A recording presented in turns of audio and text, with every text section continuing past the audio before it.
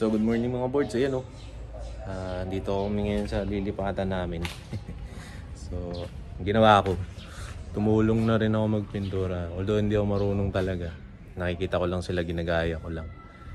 So yun, medyo magulo pa. So next week kailangan na namin lumipat.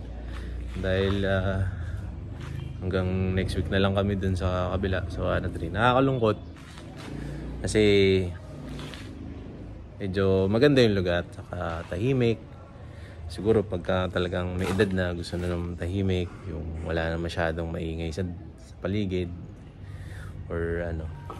So yun lang, nalulungkot na. Saka yung convenient kasi malapit na siya sa exit ng Southwoods. Ayun. So hindi mo na dadaanan yung traffic from 101 to Olympia going to Calindola. Dito nga sa Calindola. So sa Calindola po kami nilipat. So yun, samahan nyo ako mga boards, ayusin or pagandahin itong bahay. Actually yung bahay na to sa lolo't lola ng misis ko sa father side. So yun, wala nang nakatira dito. So matagal na. Actually matagal nang inaalok sa amin na dito na kami tumira. Kasi nga may mahal yung rent. Magkakabahay din kami, yung sarili namin. Hindi ko lang alam kung kailan, pero mangyayari yun. Kapit lang, dire-diretso lang. Kung anong ginagawa nyo na wala kayong inaargabyadong tao, diretsoin nyo lang. Kasi sooner or later magugulat kayo, nandyan na yun sa tabi nyo yung pinapangarap nyo. Kaya dire-diretso lang mga board. So yun, ito, ayan, nililinis na namin. So pinipinturahan na din. Actually malapit na matapos. Although malaki tong bahay, yung lote. So yun, kaming tatlo lang. Pero yun, pinag-pray ko yun sabi ko na Lord, sana makabukod kami, makapag-start kami bilang pamilya, kaming tatlo. So ito na siguro yun, start muna kami dito para makaipon kami. So yun, samahan nyo ako guys.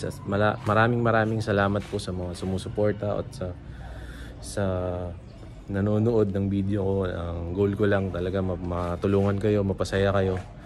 So yun, yun lang yung goal ko. Kasi sa dami ng problema natin sa buhay, di ba, laughter is the best medicine. So nasa Bible din yan, sa Proverbs 17. I think Proverbs 17. Yeah. So ayan guys, maraming salamat sa panonood.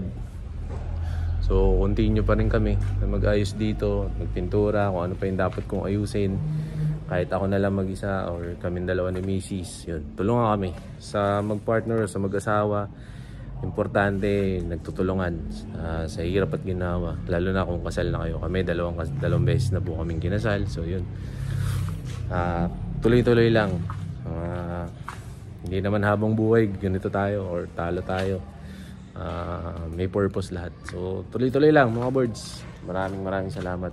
So ito, tara, samahan niyo pa kami maglinis, magayos. Maraming salamat boards. Keep safe and God bless.